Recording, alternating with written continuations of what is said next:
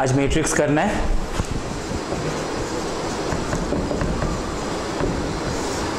ठीक है, इसका प्लूरल है मैट्रिसेस, है ना, और वैसे हम बोलते हैं मैट्रिक्स। ठीक है, मैट्रिक्स क्या है? बेसिकली एक एरे है, यानी कि अरेंजमेंट। ठीक है, कुछ चीज़ों को हमने अरेंज करके लिखा हुआ है ना, इन रोज एंड कॉलम्स। ठीक है, जैसे हमने क्या किया कि 2 4 7 8 9 3, ये हमारे पास क्या है? जो वर्टिकल लाइन है इसको हम रोज बोलते हैं। ठीक है, और सॉरी, हॉरिजॉन्टल लाइन को हम रोज बोलते हैं, और जो वर्टिकल लाइन है उसको हम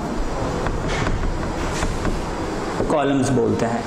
ठीक है, तो ऐसे अगर मैंने इसको अरेंज करके लिखा हुआ है, इसको अगर मैं ब्रैकेट के अंदर डाल देता हूं, स्क्वायर ब्रैकेट के अंदर, जैसे मैंने लिखा 2 4 7 8 9 3, इसको हम बोलते हैं एक मैट्रिक्स। ठीक है, ये मैट्रिक्स हो गया। और ये मैट्रिक्स क्या रिप्रेजेंट करता है? जैसे मान लीजिए यह है कंपनी ए, यह है कंपनी बी, ये उसका हो गया लेट्स से प्रॉफिट। ठीक है, ये हो गया कॉस्ट, और ये हो गया कुछ और हम ले लेते हैं एक्सपेंस। नहीं, कॉस्ट और एक्सपेंस तो एक होता है, तो हम कॉस्ट और सेल ऐसा कुछ ले लेते हैं।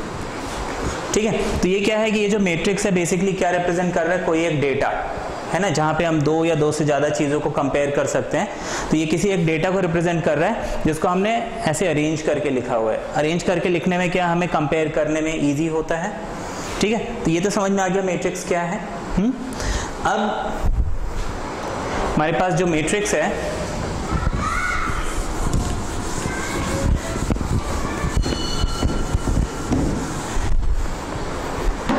इसमें कुछ टर्म्स हमें मालूम होने चाहिए। जैसे एक मैट्रिक्स को आप हमेशा स्क्वायर ब्रैकेट्स के अंदर, ये जो है ये आपको स्क्वायर ब्रैकेट के अंदर लिखना है। ठीक है, इसके अंदर जो एलिमेंट्स है वो ऐसे आएंगे, A11 A12 up till A1n, ऐसे ही A21 22 अप टिल 2n। ठीक है, एंड सो ऑन।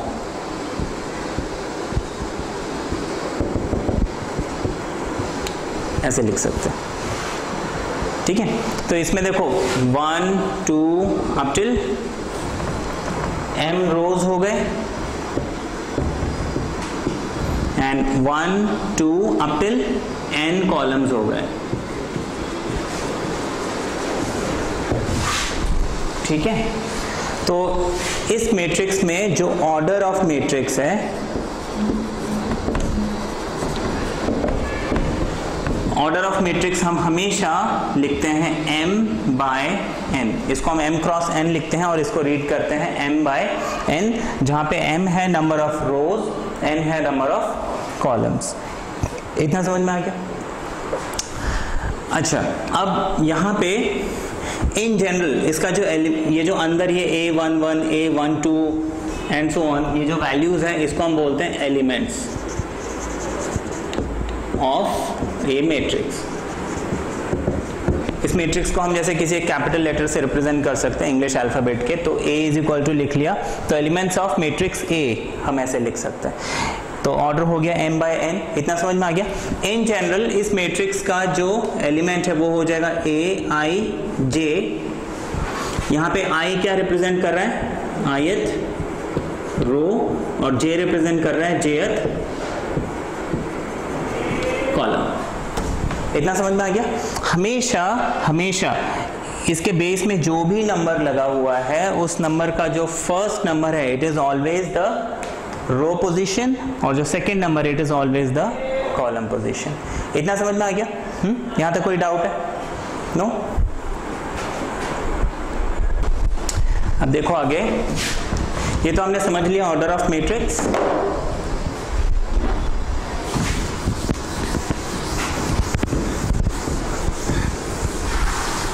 इसके बाद हमें एक और चीज समझनी है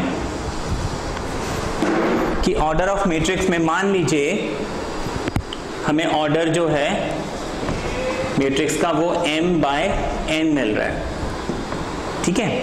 तो if m is not equal to n, मतलब नंबर ऑफ रोज और नंबर ऑफ कॉलम्स इक्वल नहीं है, ऐसे सिचुएशन में the matrix is called rectangular matrix, ठीक है। लेकिन if m is equal to n, मतलब नंबर ऑफ रोज और नंबर ऑफ कॉलम्स इक्वल हो जाते हैं, तो हम बोलते हैं the matrix is called square matrix, ठीक है। ये समझ में आ गया। तो बेसिकली जैसे हमने ये एक मैट्रिक्स लिखा 1 2 3 5 6 9 11, ये एक मैट्रिक्स हो गया। इसमें कितने रोज हैं? 3 रोज हैं और 3 कॉलम्स हैं। इसका ऑर्डर क्या हो जाएगा? 3/3, ठीक है। तो इस मैट्रिक्स को हम स्क्वायर मैट्रिक्स बोलेंगे, क्योंकि यहाँ पे number of rose and number of columns equal है। वहीं पे अगर हमने एक मैट्रिक्स ये बनाया 1 2 3 4 5 6, तो यहाँ पे हमारे पास 2 रोज हैं, है ना।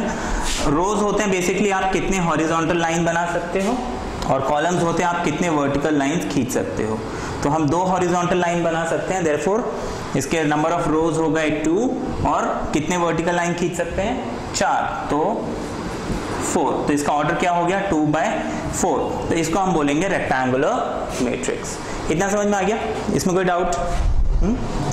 अच्छा, अब इसमें ये इसका कॉन्सेप्ट है, इस पे बेस्ड आपको एग्जाम में कई बार ऐसा क्वेश्चन मिल सकता है। बहुत सिंपल सा क्वेश्चन है, आपको एक एग्जांपल बताता हूं। मान लीजिए form A 2/3 matrix whose elements are given by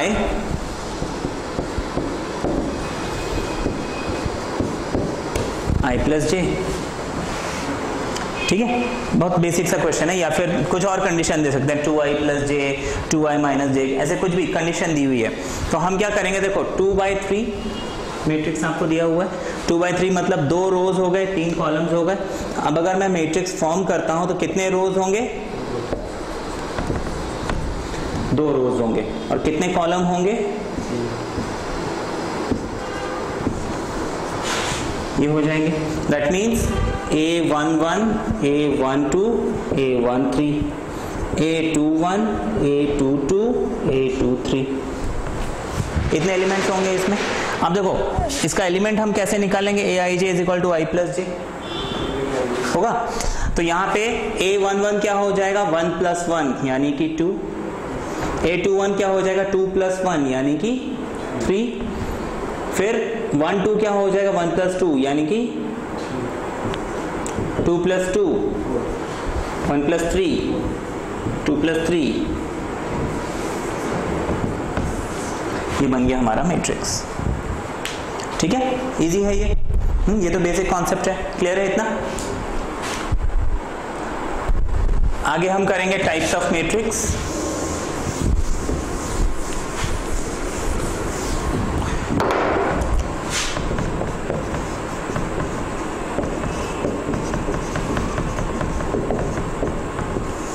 types of matrix, इसमें सबसे पहले है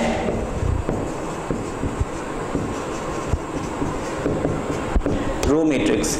ऐसा मैट्रिक्स जिसमें एक ही रो हो, है ना, सिंगल रो, तो उसको हम बोलेंगे रो मैट्रिक्स। फॉर एग्जांपल ये एक मैट्रिक्स हमने बनाया 1 2 4 12, तो इसमें देखो एक ही रो है, कॉलम्स कितने भी हो पर रो एक ही है। ऐसे मैट्रिक्स को हम बोलते हैं रो मैट्रिक्स, ठीक है। फिर नेक्स्ट है हमारे पास कॉलम मैट्रिक्स।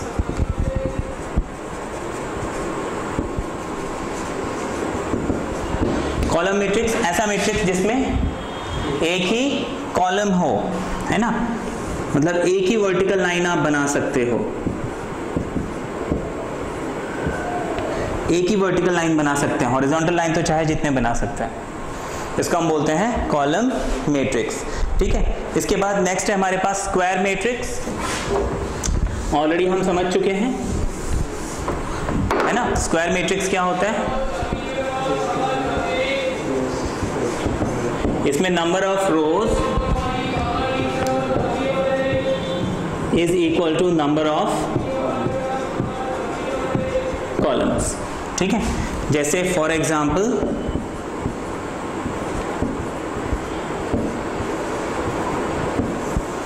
ये एक मैट्रिक्स है, इसमें 3 रोज हैं तो 3 कॉलम्स हैं, इसको हम क्या बोलेंगे, स्क्वायर मैट्रिक्स बोलेंगे। इतना क्लियर है। फिर रेक्टेंगुलर मैट्रिक्स, जिसमें number of rose number of columns equal नहीं है, जैसे 1 2, ठीक है, ये क्लियर है। फिर नेक्स्ट हम इसमें समझेंगे डायगोनल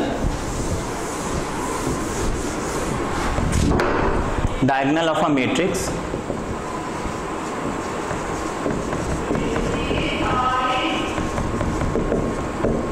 किसी भी मैट्रिक्स का डायगोनल क्या होता है। अब देखो, diagonal of a matrix define करने के लिए हमें पहले कंडीशन है कि ये जो मैट्रिक्स है क्या होना चाहिए, स्क्वायर मैट्रिक्स होना चाहिए। स्क्वायर मैट्रिक्स होगा तभी आप उसमें डायगोनल ड्रॉ कर सकते हो, ठीक है। डायगोनल मैट्रिक्स के लिए क्या होना चाहिए, एक तो स्क्वायर होना चाहिए। अब देखो इसमें डायगोनल क्या होगा, सपोज ये एक मैट्रिक्स है A11 A12 A13 21 22 23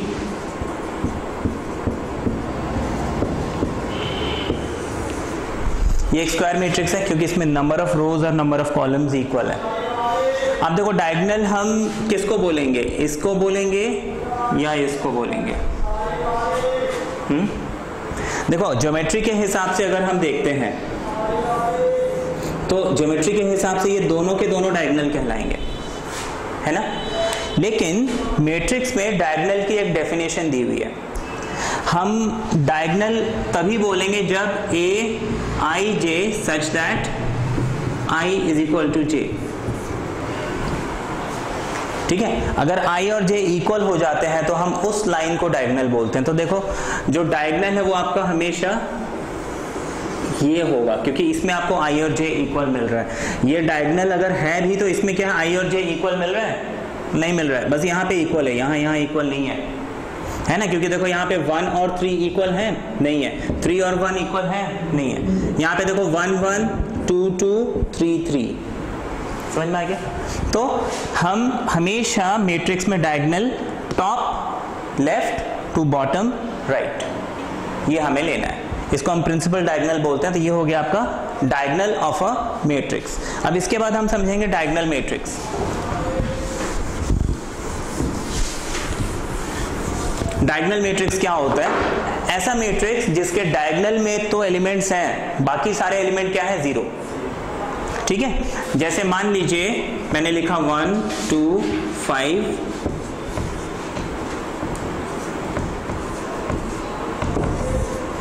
ये एक मैट्रिक्स है। इसमें हम देखेंगे कि इसके डायगोनल में तो एलिमेंट्स हैं, बाकी सब क्या है, 0। तो ऐसे मैट्रिक्स को हम क्या बोलेंगे, डायगोनल मैट्रिक्स। इतना समझ में आ गया। डायगोनल मैट्रिक्स के बाद हमारे पास नेक्स्ट है, इसको हमने क्या, ये वाला जो मैट्रिक्स था क्या था, डायगोनल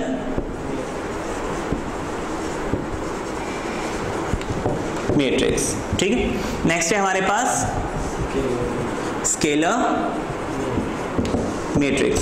स्केलर मैट्रिक्स एक ऐसा मैट्रिक्स जिसके डायगोनल एलिमेंट सारे के सारे सेम होने चाहिए, सारे के सारे, बाकी सब क्या होगा, 0। तो स्केलर मैट्रिक्स फॉर एग्जांपल 5 5 5, बाकी सब क्या हो गया, तो इसके डायगोनल में सारे एलिमेंट सेम हो गए, बाकी सब क्या हो गया, 0। तो जितने भी स्केलर मैट्रिक्स हैं हम उसको डायगोनल बोल सकते हैं, लेकिन क्या सारे डायगोनल मैट्रिक्स को स्केलर बोल सकते हैं, नहीं बोल सकते, ठीक है ना। तो समझ में आ गया स्केलर मैट्रिक्स क्या है। स्केलर मैट्रिक्स के बाद हमारे पास नेक्स्ट है आइडेंटिटी मैट्रिक्स।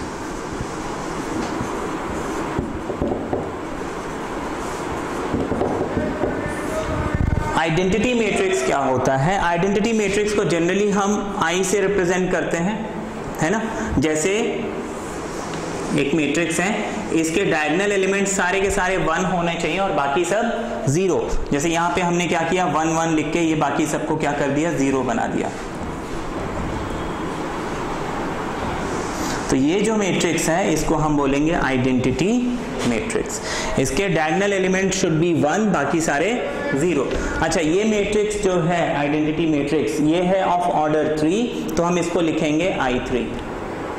अगर इस मैट्रिक्स का ऑर्डर 2 होता, सपोज 1 1 0 0, ये भी आइडेंटिटी मैट्रिक्स है, इसको हम I2 लिखेंगे, एंड सो ऑन। इतना समझ में आ गया आइडेंटिटी मैट्रिक्स?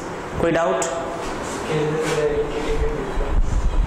स्केलर में डायगोनल एलिमेंट सारे के सारे सेम होंगे, है ना। स्केलर और आइडेंटिटी में जो मेन डिफरेंस है कि जितने भी आइडेंटिटी मैट्रिक्स हैं उसको हम स्केलर बोल सकते हैं, लेकिन हर स्केलर मैट्रिक्स को आइडेंटिटी नहीं बोल सकते। क्यों ऐसा? क्योंकि देखो, स्केलर में बोला है डायगोनल के एलिमेंट सेम होने चाहिए, ये नहीं बोला वो 1 ही होने चाहिए। वो 12 भी हो सकते हैं, 5 भी हो सकते हैं, नेगेटिव पॉजिटिव कुछ भी हो सकता है, लेकिन आइडेंटिटी में स्पेसिफाई किया हुआ इट शुड बी 1। ठीक है, ये डिफरेंस है। क्लियर है इतना? कोई डाउट?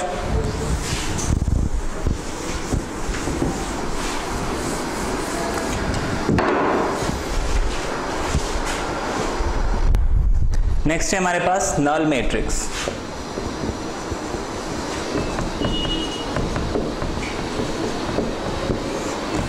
नल मैट्रिक्स क्या होता है? नल मैट्रिक्स को हम जीरो मैट्रिक्स भी बोल सकते हैं। बेसिकली एक ऐसा मैट्रिक्स होता है जिसके सारे एलिमेंट क्या हो, 0। ये स्क्वायर भी हो सकता है और रेक्टेंगुलर भी हो सकता है। ठीक है, इसके बाद हमारे पास 2 डेफिनेशंस और हैं, वो है ट्रायंगुलर मैट्रिक्स और उसमें भी 2 कैटेगरीज हैं। ट्रायंगुलर मैट्रिक्स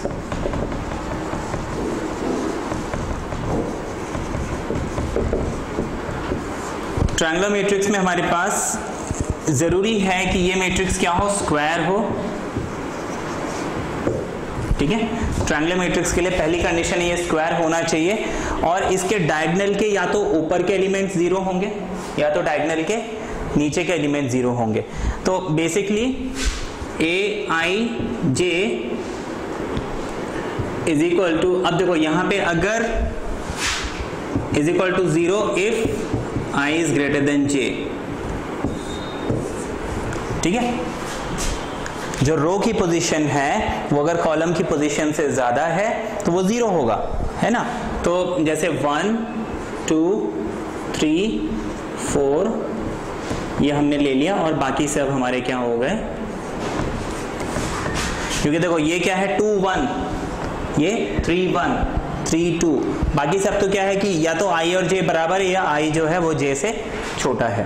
तो जब भी Aij is equal to 0 if I is greater than J, तो ये जो मैट्रिक्स फॉर्म होता है उसको हम बोलते हैं अपर ट्रायंगुलर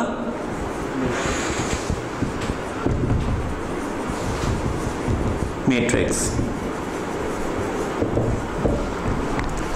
वहीं पे अगर Aij is equal to 0 if I is less than J, तो जो मैट्रिक्स फॉर्म होता है उसको हम बोलते हैं lower triangular matrix.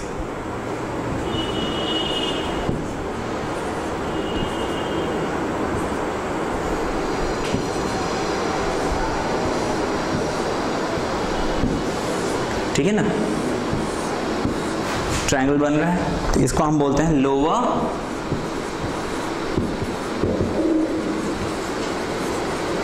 Triangular matrix. ठीक है, इतना समझ में आ गया? इसमें कोई डाउट? अब हम आगे चलते हैं इक्वालिटी ऑफ मैट्रिक्स पे।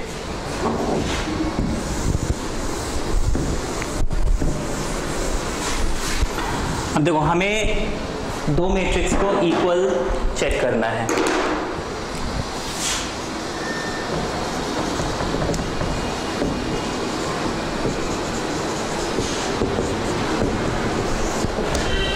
दो मैट्रिक्स इक्वल हों उसके लिए बस हमें कुछ बातों का ध्यान रखना है पहली बात, order of the two matrix should be same. दो मैट्रिक्स इक्वल है या नहीं ये अगर मुझे चेक करना है तो मुझे पहली चीज जो चेक करनी होगी वो ये कि उनका ऑर्डर जो है सेम होना चाहिए, ऑर्डर मैच करना चाहिए। अगर ऑर्डर मैच नहीं करता है तो मैं उनको इक्वल नहीं बोल सकता। एंड दूसरी कंडीशन, करस्पॉन्डिंग एलिमेंट्स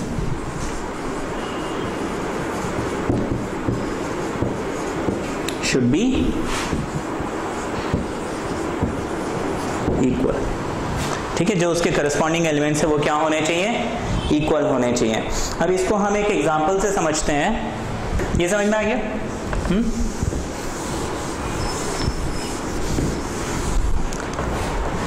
अब जैसे मान लीजिए मैंने एक मैट्रिक्स दिया 1 2 3 4 5 और 6, ये एक मैट्रिक्स दिया हुआ है। अब एक मैट्रिक्स मैंने यहां पे दे दिया 1 let's say ABCD,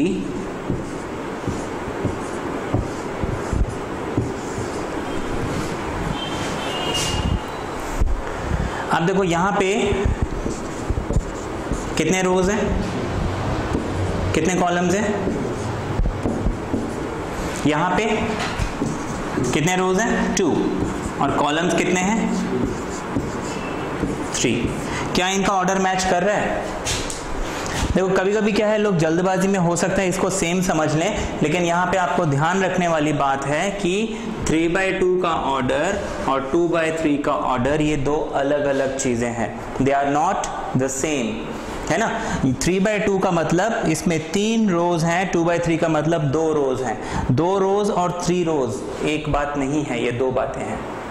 ठीक है, तो इनको हम इक्वल नहीं बोल सकते क्योंकि पहली कंडीशन ही हमारी इनवैलिड हो गई कि इनका ऑर्डर मैच करने चाहिए, और ऑर्डर मैच कर रहे हैं, नहीं कर रहे हैं। ठीक है, अब मान लीजिए वहीं पे मैंने ये मैट्रिक्स आपको ऐसे दिया,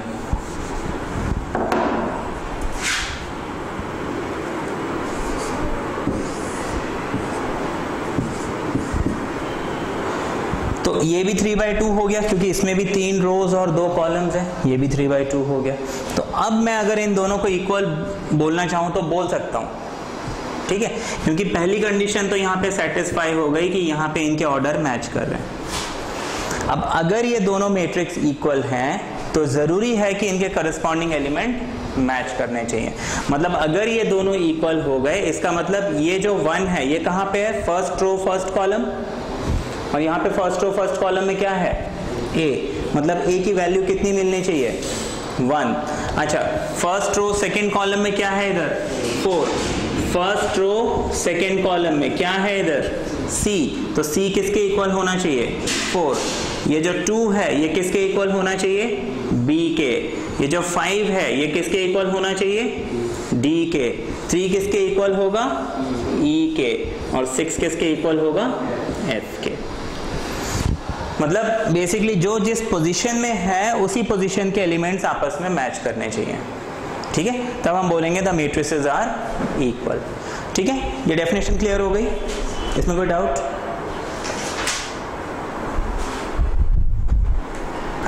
तो ये क्लियर है इक्वालिटी ऑफ मैट्रिक्स। अब देखो इस इक्वालिटी ऑफ मैट्रिक्स में आपको किस टाइप का क्वेश्चन मिल सकता है, एक एग्जांपल हम ले लेते हैं। आपको सपोज कोई एक क्वेश्चन दिया हुआ है, लेट्स से आपको बोला है, ठीक है, a+b 2 और 5ab इज इक्वल टू, आपको दिया हुआ है 2 6 2 5 और 8। आपको क्वेश्चन में बोला है कि इफ ये दोनों मैट्रिक्स इक्वल हैं find A and B।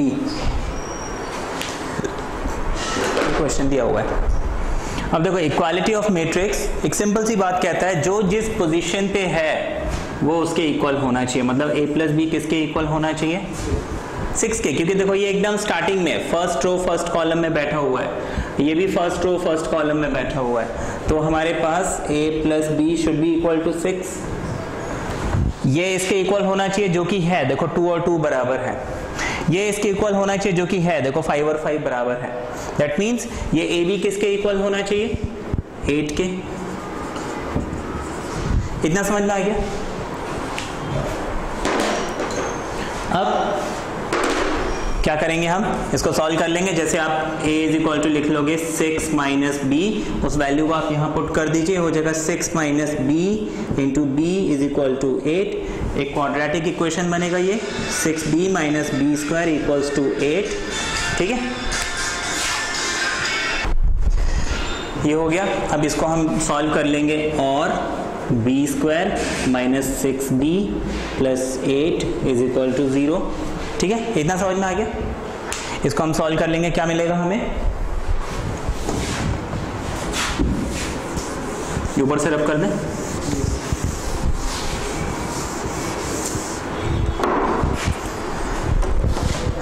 Eight, 4 2 8 and 4 and 2 6, तो ये हो जाएगा b minus 2 and b minus 4 equals to 0।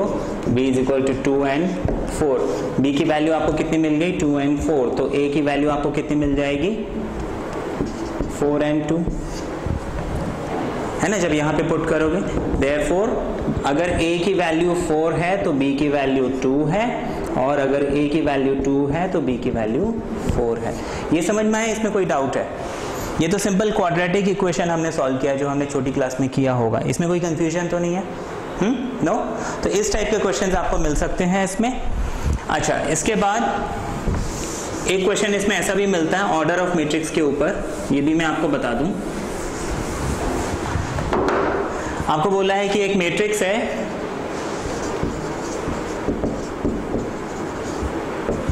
जिसमें 12 एलिमेंट्स हैं। ठीक है, एक मैट्रिक्स है जिसमें 12 एलिमेंट्स हैं, उसके क्या क्या ऑर्डर्स हो सकते हैं, what are the possible orders, ये हम कैसे करेंगे। अब देखो यहाँ पे एक देखने वाली बात है, सपोज एक मैट्रिक्स है, इस मैट्रिक्स में कितने एलिमेंट्स हैं? 6 एलिमेंट्स।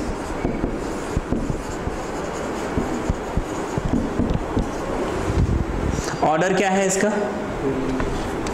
3/2, है ना। अच्छा, इस ऑर्डर को मल्टीप्लाई करो, क्या मिलेगा? तो नंबर ऑफ एलिमेंट्स जो है वो ऑर्डर को मल्टीप्लाई कर दो, उसके इक्वल होता है ना। या फिर हम एक मैट्रिक्स ये बनाते हैं, इसका ऑर्डर क्या है? 2/3। नंबर ऑफ एलिमेंट कितने हैं? 6। या फिर हम एक ये बनाते हैं, कितने एलिमेंट्स हैं इसमें? 6। ऑर्डर क्या है? इसको मल्टीप्लाई करो, क्या मिलेगा? नंबर ऑफ एलिमेंट्स, है ना। तो ऑर्डर को मल्टीप्लाई कर दो, वो नंबर ऑफ एलिमेंट्स के इक्वल हमेशा होता है। तो हमें अब यहाँ पे क्या करना है, मैट्रिक्स में कितने एलिमेंट्स हैं? 12 एलिमेंट्स हैं। तो हमें करना क्या है, यहाँ पे ऑर्डर उसका निकालना है। अब क्या पॉसिबल ऑर्डर है, या तो वो 12/1 होगा या फिर 1/12, जो भी है उसको उल्टा कर दो। अब आपको देखना ये 12 किस किस की टेबल में आता है। 12 किस किस की टेबल में आता है? 2 की टेबल में आता है। 2 6 are 12, तो फिर 6 2 are 12। एक ऑर्डर तो ये हो गया, एक ऑर्डर ये हो गया, और मतलब 4 ऑर्डर हमने बना लिया। और किसकी टेबल में आता है 2 के अलावा? 3/4 और 4/3। ठीक है, और देखो आप ऐसे चला करो, 1 2 3 4 5 6 7 8 9 10 11 12। जो भी नंबर दिया है ना, आप 1 से लेके वो सारे नंबर्स आप लिख लीजिए। अच्छा, 1 तो हो गया, 2 भी हो गया, 3 भी हो गया, 4 हो गया, 5 की टेबल में 12 आता है? नहीं आता है। 6 की टेबल में आता है ना, 6 भी हो गया। ठीक है, 7 8 9 10 11 12 ऑलरेडी हो गया। तो ये पॉसिबल, और कोई नंबर हमारे पास बचा नहीं है ना। तो हमने सारे नंबर्स इसके सारे ऑर्डर्स निकाल लिए। तो क्या क्या ऑर्डर्स हो सकते हैं उसके, या तो 12/1 या तो 1/12 या 2/6 या फिर 6/2, 3/4 या फिर 4/3। ये हो गए हमारे पॉसिबल ऑर्डर्स। क्लियर है इतना, इसमें कोई डाउट है? नेक्स्ट हम देखते हैं addition and subtraction of matrix.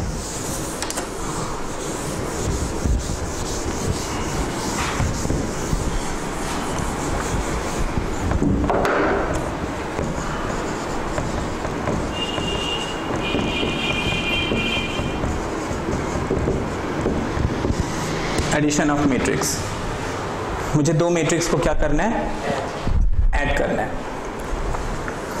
अब ऐड करने के लिए कुछ कंडीशंस हैं। पहली कंडीशन है ऑर्डर शुड बी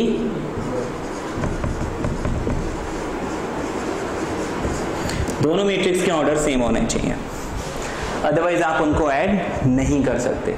फिर दूसरा रूल क्या है, ऐड और एडिशन ऑफ मैट्रिक्स या फिर सब्ट्रैक्शन ऑफ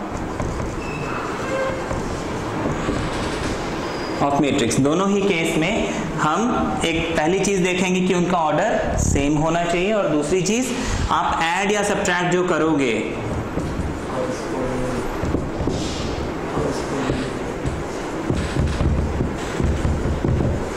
करस्पॉन्डिंग हमेशा, ठीक है ना। ये सिंपल सा रूल है। एक एग्जांपल ले लेते हैं।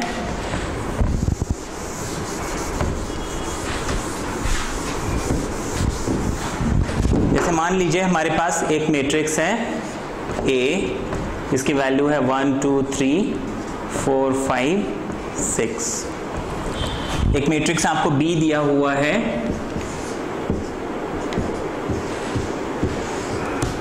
अब देखो इसका ऑर्डर क्या है,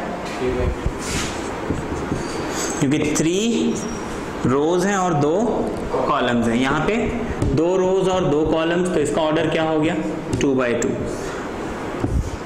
ऑर्डर मैच कर रहा है, नहीं कर रहा, तो क्या हम इसको ऐड कर सकते हैं, नहीं कर सकते हैं। पहली कंडीशन जो है वो सेटिस्फाई नहीं हो रही है, ठीक है।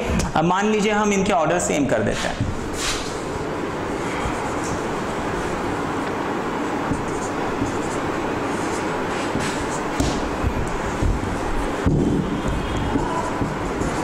ये हो गया, अब ऑर्डर सेम हो गए, अब मुझे इनको ऐड या सब्ट्रैक्ट करना है। तो बहुत सिंपल है, आपको जो A प्लस B निकालना है, आप क्या करेंगे, सबसे पहले तो दोनों मैट्रिक्स को लिखेंगे,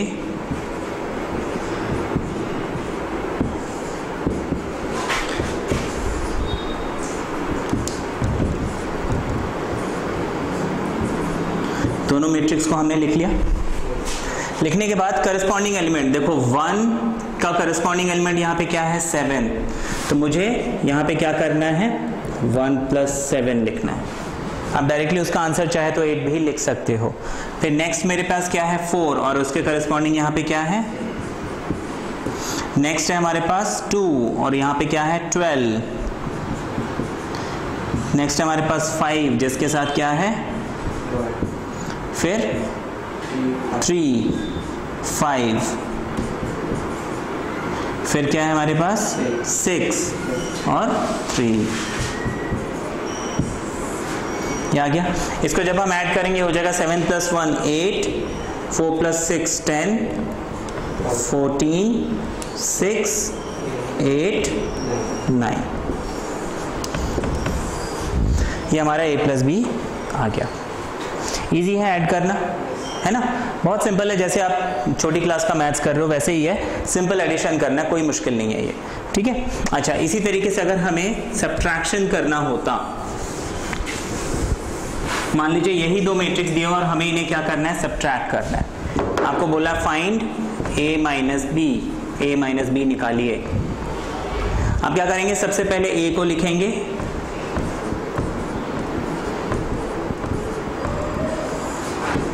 माइनस लिखेंगे 7 12 5 6 1 3, ये लिख लिया, ठीक है। इतना समझ में आ गया। इसको ऊपर से रब करते हैं,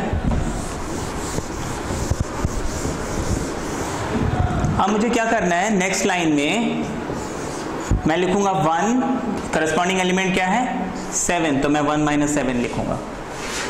फिर है 4, करस्पॉन्डिंग एलिमेंट क्या है 6, तो मैं 6 लिखूंगा।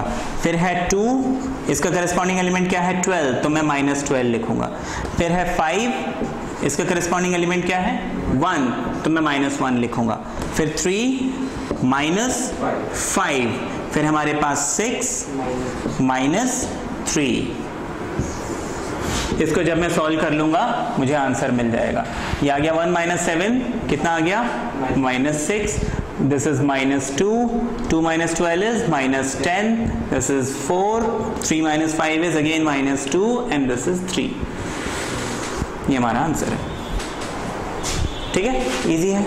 अच्छा, इसमें एक और चीज, कई बार क्या होता है इस एलिमेंट इसके अंदर ना कुछ एलिमेंट्स नेगेटिव होते हैं, ठीक है। अगर नेगेटिव मिलता है तो हम क्या करेंगे,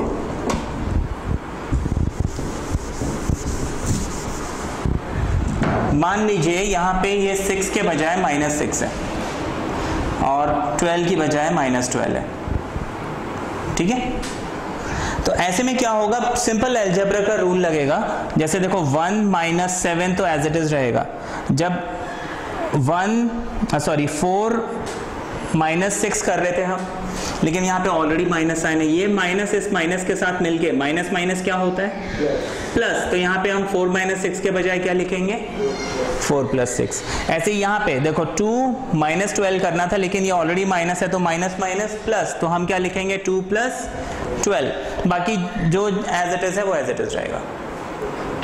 तो इसमें ध्यान रखना कि अगर ऑलरेडी नेगेटिव है तो उसका हम साइन चेंज करेंगे। क्लियर है ये, इसमें कोई डाउट? नेक्स्ट है multiplication of a matrix bye a scalar.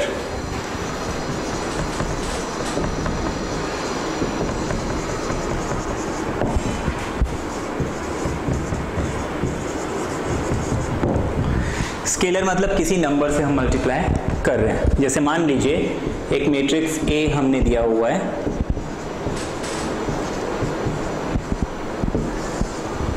अब मुझे क्या बोला है कि मुझे इस मैट्रिक्स ए को किसी एक वैल्यू k से मल्टीप्लाई करनी है ना। जैसे k की जगह हमको एक नंबर ले लेते हैं, लेट्स से 5, मुझे 5a निकालना है। तो मैं क्या करूँगा, इस मैट्रिक्स के हर एलिमेंट को 5 से मल्टीप्लाई कर दूंगा। 5 1 जा 5, 5 4 जा 20, 5 2 जा 10, 5 5 जा 25, 5 3 जा 15, 5 6 जा 30।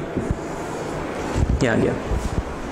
वहीं पे अगर मुझे इस मैट्रिक्स को 3 से मल्टीप्लाई करना होता तो मैं क्या करता, इसके हर एलिमेंट को 3 से मल्टीप्लाई, 3 1 जा 3, 3 4 जा 12, 3 2 जा 6, 3 5 जा 15, 3 3 जा 9 एंड 3 6 जा 18। हमने क्या किया, हर एलिमेंट को उस पर्टिकुलर नंबर से मल्टीप्लाई कर दिया। This is called multiplication bye scalar. बस ध्यान रखना आपको हर एलिमेंट को उस पर्टिकुलर नंबर से मल्टीप्लाई करना है, ठीक है। इजी है, ये मुश्किल है। अब इस कॉन्सेप्ट पे बेस्ड कुछ क्वेश्चन देख लेते हैं। ये देखो, ये उसी कॉन्सेप्ट पे बेस्ड कुछ एक क्वेश्चन है। आपको बोला है कि a की वैल्यू अगर ये है तो फिर 3a माइनस 2b आपको निकालना है, ठीक है। अब हम क्या करेंगे, सबसे पहले तो 3a निकालेंगे। क्या हो जाएगा, 3 2 जा 6, 3 3 जा 9, 3 1 जा 3, 3 1 जा 3। अच्छा, b की 2b निकालेंगे हम, कितना मिल जाएगा, 2 1 जा 2, 2 7 जा 14, 2 4 जा 8, 2 2 जा 4। मुझे अब करना क्या है, इन दोनों को सब्ट्रैक्ट करना है, ठीक है ना।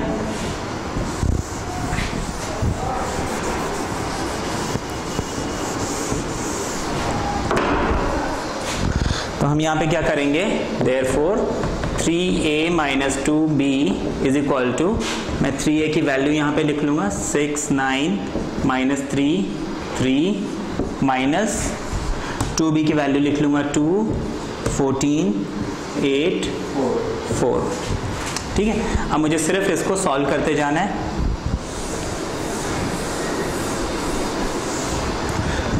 जो कि हो जाएगा 6 minus 2 minus 3 minus 8 9 minus 14 3 minus 4।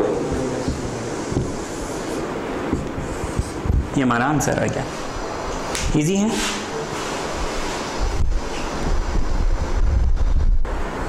देखो उसी कॉन्सेप्ट बेस्ड एक सिंपल सा क्वेश्चन आपको बोला find matrix x such that 2a plus b plus x is equal to 0 where a की वैल्यू ये दी है, b की वैल्यू ये दी है। हमें करना क्या है, 2a की वैल्यू निकालनी है, ठीक है, b की वैल्यू यहाँ पुट करनी है। तो देखो 2a plus b plus x is equal to 0, 0 मतलब नल मैट्रिक्स, ठीक है। अच्छा 2a क्या हो जाएगा, -2, 2 3 जा 6, 2 2 जा 4, 2 4 जा 8।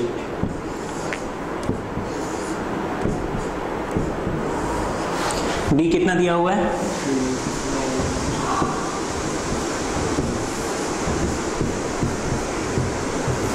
ये दिया हुआ है, ठीक है। हम इसको क्या करेंगे, अब आगे सॉल्व कर लेंगे।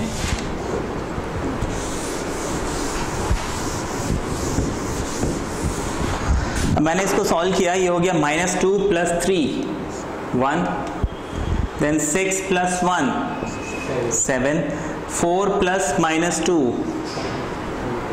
8 प्लस 5, ये मिल गया। अच्छा प्लस मुझे क्या मिला, x इज इक्वल टू क्या मिलना चाहिए, 0। अब देखो हम जब ऐड करते हैं या सब्ट्रैक्ट करते हैं, हमने रूल क्या पढ़ा है कि जो मैट्रिक्स है उनके ऑर्डर्स क्या होने चाहिए, सेम होने चाहिए, है ना। अब मैंने इन दोनों को ऐड किया तो मुझे 0 मिल गया, मतलब नल मैट्रिक्स, तो उस नल मैट्रिक्स का ऑर्डर भी 2/2 होना चाहिए। इसका ऑर्डर 2/2 है तो इसका ऑर्डर क्या होना चाहिए, 2/2, ठीक है। अब मैं इस पूरे मैट्रिक्स को वहां पे शिफ्ट कर दूंगा तो x मुझे क्या मिल जाएगा, माइनस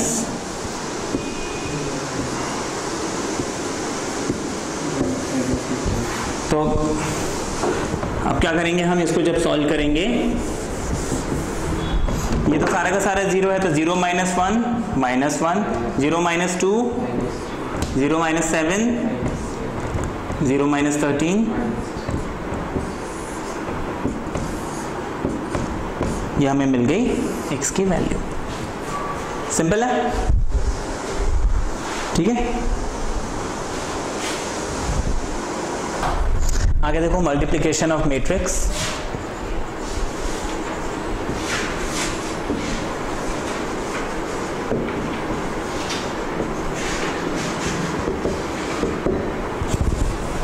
अब मल्टीप्लिकेशन ऑफ मैट्रिक्स में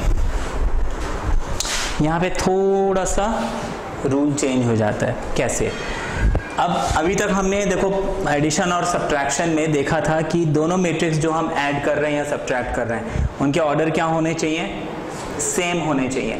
लेकिन यहाँ पे मान लीजिए ये एक मैट्रिक्स है, इसका ऑर्डर है 2/3, एक और मैट्रिक्स है, इसका भी ऑर्डर है 2/3। हम इनको ऐड कर सकते हैं, सब्ट्रैक्ट कर सकते हैं, लेकिन इसको मल्टीप्लाई नहीं कर सकते, ठीक है। मल्टीप्लिकेशन के लिए रूल कहता है कि नंबर ऑफ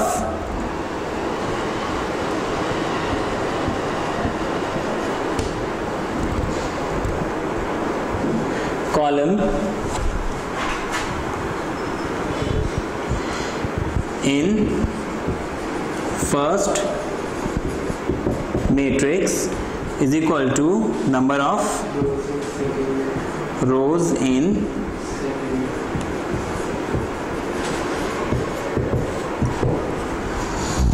आप तभी मल्टीप्लाई कर पाओगे जब पहले मैट्रिक्स का, जो भी दो मैट्रिक्स आप मल्टीप्लाई कर रहे हो उसमें से जो पहला मैट्रिक्स है उसके नंबर ऑफ कॉलम और दूसरे मैट्रिक्स के नंबर ऑफ रो मैच करने चाहिए। जैसे यहाँ पे ये 2/3 है तो इसमें नंबर ऑफ कॉलम्स कितने हैं, तो यहाँ पे ये जो ऑर्डर है क्या होना चाहिए, 3 बाय कुछ भी, यहाँ पे 4, 12, 13, 14 कुछ भी लिखो, चलेगा। बस इसका जो ऑर्डर का दूसरा नंबर है और इसका जो ऑर्डर का पहला नंबर है, अगर ये सेम मैच कर गए तभी आप इसको मल्टीप्लाई कर पाओगे, अदरवाइज नहीं। ठीक है, ये पहले नंबर, इसका पहला नंबर और इसका दूसरा नंबर क्या है मेरे को उससे मतलब नहीं है। ठीक है, इसका दूसरा नंबर यानी कि पहले मैट्रिक्स के नंबर ऑफ कॉलम और दूसरे मैट्रिक्स का नंबर ऑफ रो मैच करना चाहिए।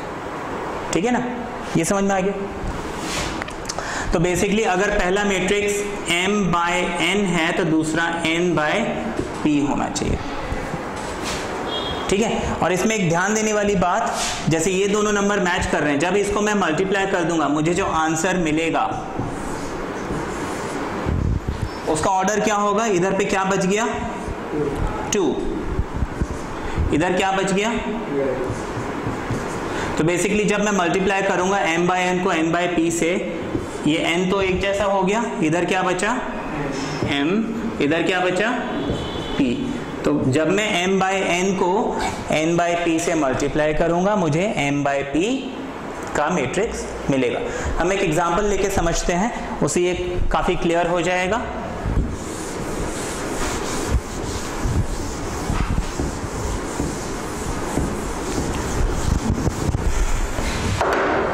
अब मान लीजिए एक मैट्रिक्स A है,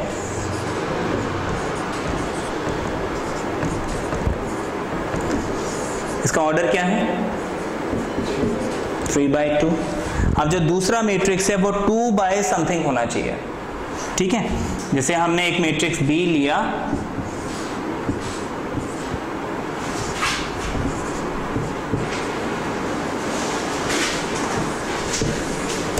ये मिल गया, ऑर्डर क्या है इसका 2/4।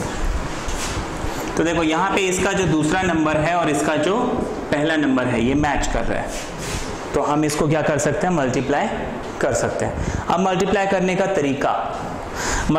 तरीका हमारे पास बहुत सिंपल सा है, थोड़ा सा ध्यान रखने वाली बात है।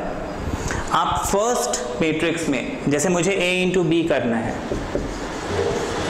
यहाँ पे एक और चीज ध्यान देने वाली, b इंटू ए आप यहाँ पे नहीं निकाल सकते, क्योंकि b इंटू ए निकालने के लिए b का दूसरा नंबर a का पहला नंबर मैच करना चाहिए। कर रहा है?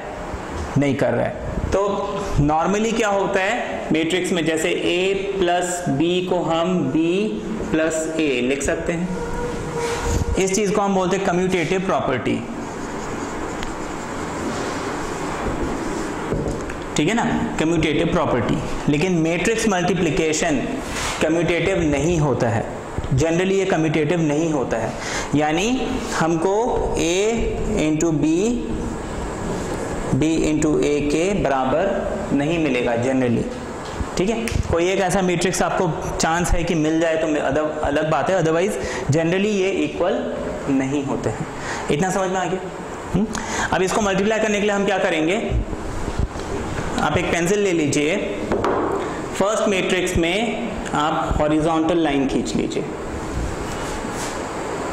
ठीक है, सेकेंड मैट्रिक्स में वर्टिकल लाइन खींच लीजिए।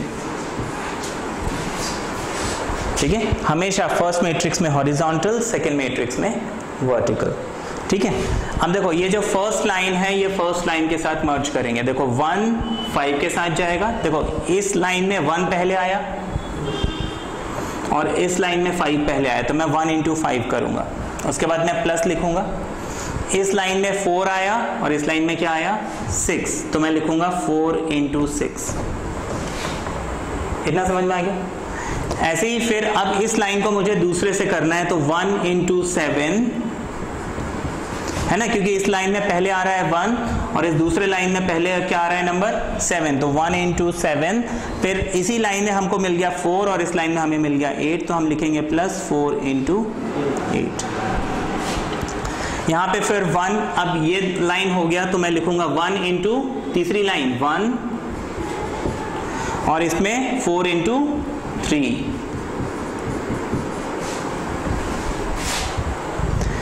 यही फर्स्ट लाइन अब फोर्थ लाइन से होगा, तो इसमें पहला नंबर 1 है, इसमें पहला नंबर 4 है, तो हम लिखेंगे 1 इंटू 4। फिर इसमें दूसरा नंबर 4 है, उसमें दूसरा नंबर 0 है, तो हम लिखेंगे प्लस 4 इंटू 0। ठीक है, ये क्लियर हो गया। नेक्स्ट मैं लिखूंगा यहाँ पे दूसरा लाइन देखो, जो फर्स्ट लाइन है ये इसके साथ इसके साथ इसके साथ इसके साथ सबके साथ मल्टीप्लाई हो चुका है। अब मैं दूसरे लाइन पे आऊंगा तो ये हो जाएगा 2, इसमें पहला नंबर है 2 और इसमें पहला नंबर है 5, तो मैं लिखूंगा 2 into 5। इसमें दूसरा नंबर है 5 और इसमें दूसरा नंबर है 6, तो मैं लिखूंगा 5 into। फिर पहले लाइन से ये हो चुका है।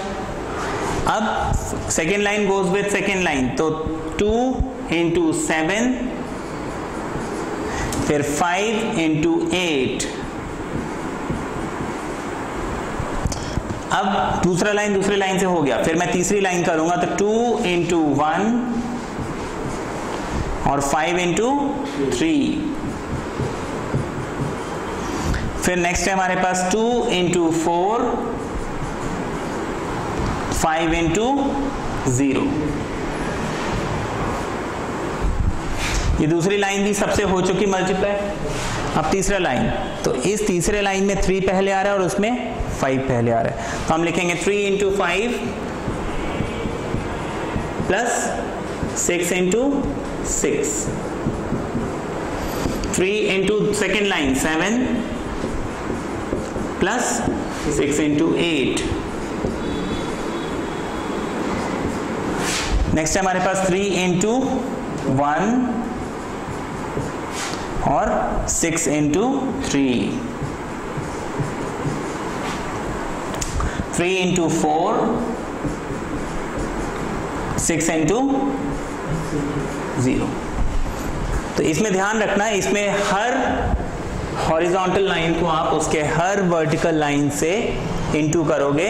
बस ये ध्यान रखना, इस लाइन में जो पहले आ रहा है और इस लाइन में जो पहले आ रहा है उसको आपस में इंटू करोगे, फिर जो नेक्स्ट आ रहा है उसको इंटू करोगे और दोनों को आपस में ऐड करोगे।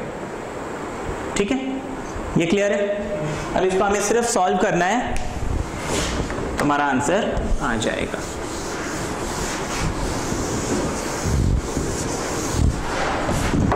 जैसे ये कितना हो गया, 5 1 = 5 प्लस 4 6 = 24, ये हो गया 2 5 = 10 प्लस 5 6 = 30, 5 3 = 15 प्लस 36। नेक्स्ट हो जाएगा 7 1 = 7 plus 32, 2 7 = 14 and 5 8 = 40, 3 7 = 21 and 1 plus 12, 2 plus 15, 3 + 4 + 0, 8 + 0, 12 + 0। इसको हम लिख सकते हैं 29 40, कितना आ गया ये, 54।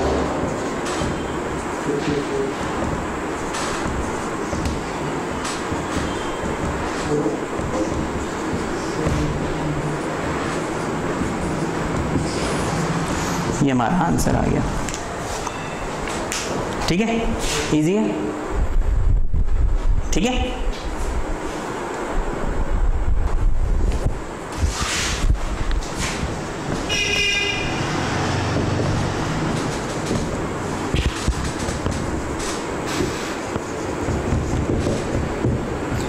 Powers of a square matrix. अब जैसे मान लीजिए आपको एक मैट्रिक्स दिया हुआ है, वो स्क्वायर है। अब मुझे क्या करना है, ए स्क्वायर निकालना है ना। ए स्क्वायर निकालना है मतलब मैं क्या करूंगा, इसको a इंटू ए लिखूंगा, लिख सकता हूं। a इंटू ए का मतलब है इसी मैट्रिक्स को इसी से मल्टीप्लाई करूंगा। अब देखो ये तो आपस में मल्टीप्लाई हो सकता है, क्योंकि देखो इसका ऑर्डर क्या है 2/2, तो 2/2 2/2 number of rose number of columns equal है, तो वो मल्टीप्लिकेशन की कंडीशन का कोई टेंशन नहीं है यहाँ पे। तो देखो स्क्वायर वाले जितने भी स्क्वायर मैट्रिक्स हैं उसको आप आपस में मल्टीप्लाई कर सकते हो, है ना। लेकिन अगर रेक्टेंगुलर मैट्रिक्स है तो हमें फिर सोचना पड़ता है। रेक्टेंगुलर मैट्रिक्स अगर ये होता तो हम इसका स्क्वायर निकाल सकते थे, नहीं, लेकिन स्क्वायर मैट्रिक्स है तो निकाल सकते हैं। रूल वही रहेगा, इसमें आप क्या करोगे, हॉरिजॉन्टल लाइन, इसमें वर्टिकल लाइन। अब देखो 1 into 1 1, फिर 3 into 2 6, फिर 1 इंटू 3 3, 3 इंटू 4 12, 2 इंटू 1 2, 4 इंटू 2 8। समझ में आ गया ना? ये लाइन ऐसे चलना है, ये लाइन ऐसे चलना है, फिर ये लाइन ऐसे चलना है, ये लाइन ऐसे चलना है। 2 किसके साथ जाएगा? 3 के साथ, तो 2 3 = 6 हो गया। इस लाइन में 4 आ गया, इस लाइन में 4 आ गया, 4 4 = 16 आ गया। कितना मिल जाएगा ये? 6 + 1 7, और ये हो गया 12 + 3 15, 8 and 2 is 10। ये आपका a² आ गया। ठीक है, ऐसे a³ निकालना है तो हम क्या करेंगे? अब ये जो a² आ गया इसको वापस मैं a से मल्टीप्लाई कर दूंगा, एंड सो ऑन, ऐसे चलते रहेगा। ये समझ में आ गया? इसमें कोई डाउट? अब इसी पे बेस देखो, आपको कई बार पॉलिनोमियल्स के क्वेश्चन मिलते हैं एग्जाम में, ये इंपॉर्टेंट है।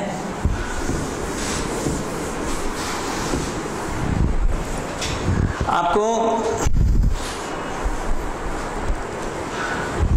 जैसे मान लीजिए f(x) = दिया हुआ है x² - 5x + 6, और आपको एक मैट्रिक्स दिया हुआ है a = 1 2 3 4। आपको बोला फाइंड fa, तो आप क्या करोगे?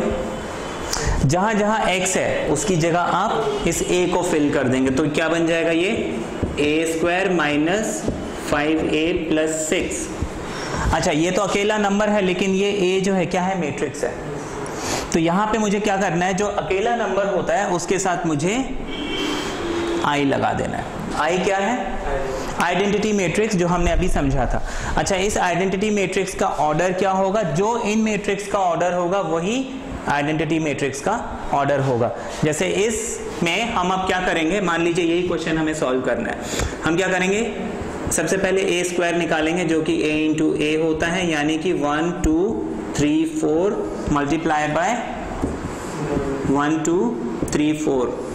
कितना आंसर आया था इसका? 7 याद है? अच्छा चलो दोबारा कर लेते हैं। ऐसे ही करना है। इसमें आप हॉरिजॉन्टल लाइन, इसमें वर्टिकल लाइन। 1 1 = 1, 3 2 = 6, फिर 1 3 = 3 और 3 4 = 12। ठीक है, ऐसे आप मल्टीप्लाई करते जाओगे, उसको सामने सामने लिखते जाओगे। जैसे 1 × 1 1, 3 × 2 6, फिर नेक्स्ट लाइन 1 × 3 3, 3 × 4 12। फिर ये जो मल्टीप्लाई होगा वो ऐसे आएगा, जैसे 2 × 1 2, 4 × 2 8, 2 3 = 6 और 4 4 = 7 15 10 कितना मिल गया ये हमें? 7 15 10 22। ये मिल गया। ठीक है, अब हम क्या करेंगे? ये वैल्यूज को हम पुट कर देंगे।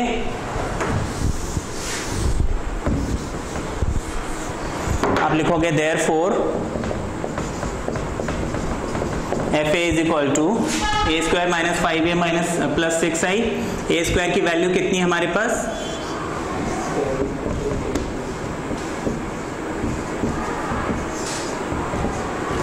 5a।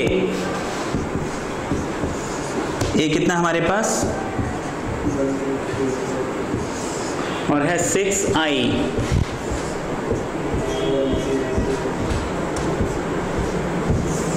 ये आ गया। ठीक है, अब मुझे इसको क्या करना है? सॉल्व करना है आगे।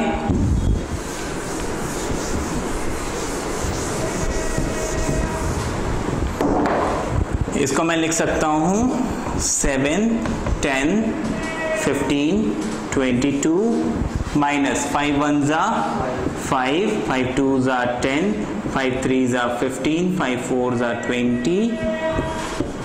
ये हो जाएगा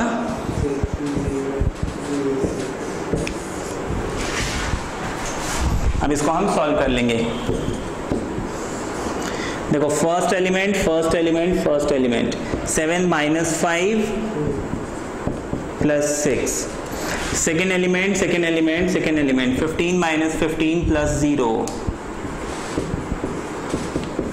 जो जहां पे है वहीं पे रहेगा। थर्ड ये हो जाएगा 10 - 10 + 0।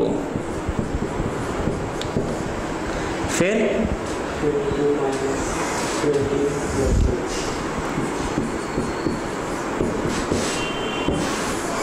ये आ गया। ठीक है, अब इसको ऊपर से रब कर लेते हैं।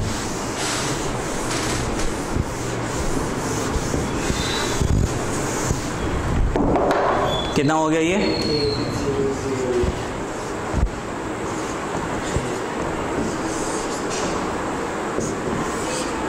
ये आ गया हमारा आंसर।